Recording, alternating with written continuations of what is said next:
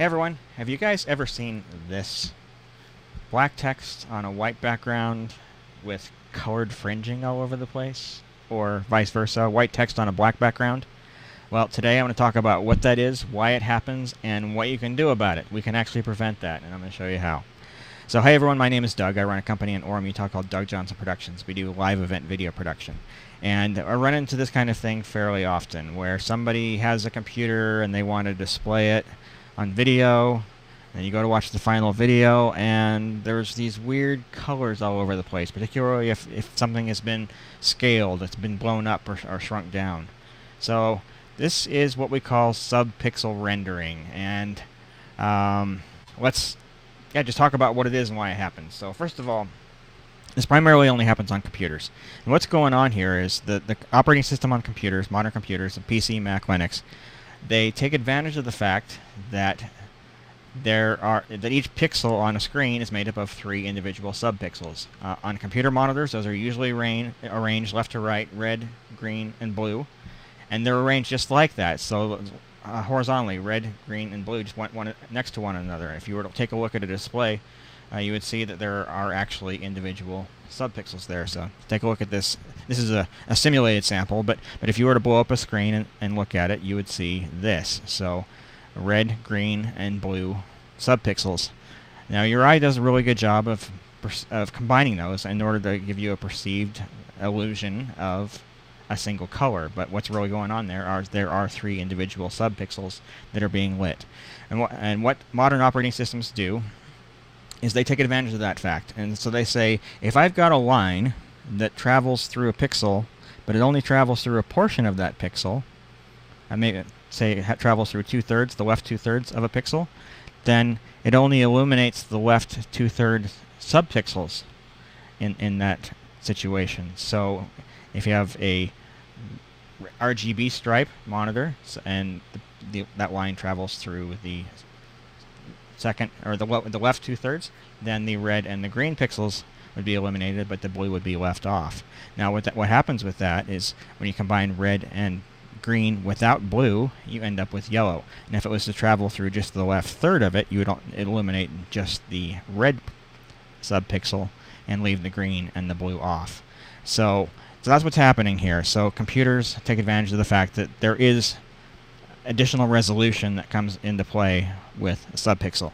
Now let's take a look at a couple examples here. So I took these images from Wikipedia, and I do recommend, if you're interested in this, going and reading the article there.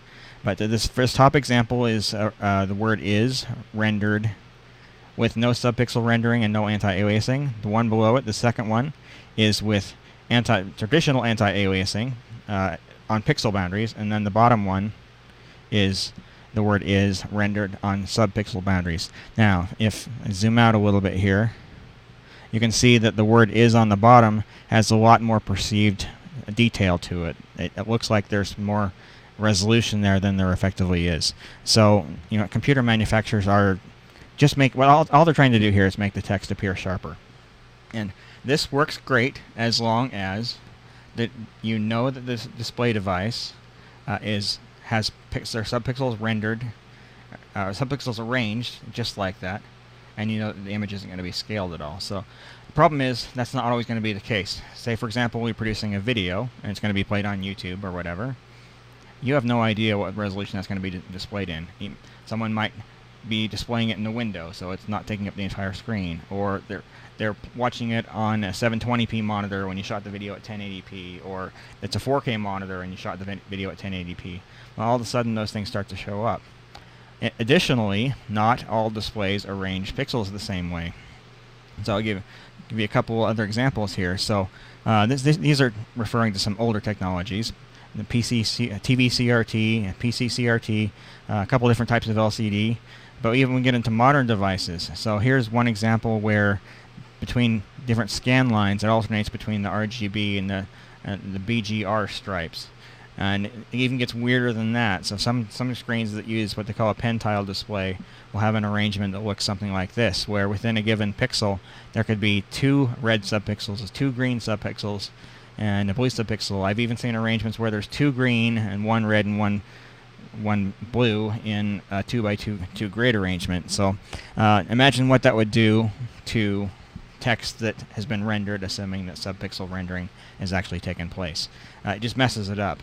And additionally, today we have a lot of devices where you can't guarantee the orientation. So phones are traditionally held in a portrait orientation, but if someone's watching a video, they might flip it to landscape, and all of a sudden that subpixel arrangement has changed just due to rotation. So if you're producing video and you're doing computer displays, you probably want to turn this feature off. Now, I'll actually show you how to do that here in Windows, and I'll have a link in the comments there to show you how to do it on Mac. But on Windows, this is called Cleartype. So you just look for Adjust Cleartype Text in the Control Panel. And as soon as that comes up, you have a checkbox here. Decide whether to turn Cleartype on or off. So I'm going to say turn it off, and then step through. It's a wizard, so you'll choose what looks best on your particular display, but just kind of choose some defaults there. Now, I'm going to close down my copy of Notepad here, and then relaunch it, just to make sure that the setting takes. Now, if you compare this to what we saw previously with the text, it's not a sharp. It doesn't appear to be a sharp. However, if I take a screenshot of this and then bring it over into Paint and paste that in, you'll see that all of a sudden those colors are now gone. And this looks a lot better when it's been scaled or viewed on a device that doesn't use that RGB pixel stripe arrangement. So that would be my advice for this. If you happen to be using a computer display in one of your videos, turn off Cleartype on Windows. On Mac, it's called font smoothing, and on Linux it depends on the variations, which particular distribution you're using. But you really want to turn that feature off. Any text that's shown on screen will actually look quite a bit better if you have this subpixel rendering feature turned off. So, if you guys have any questions, leave those down in the comment section below. If you also have smart remarks or comments or otherwise, I'll take a look at those as well. So, if you want to see more content like this, consider subscribing to the channel. Hit the subscribe link down below, and also be sure to turn on the bell icon so you'll be notified of new videos. I do try to publish videos about once a week about video production topics in general, so whether that be live or otherwise. So, anyway, I do hope you guys have a fantastic day, and we'll talk to you later.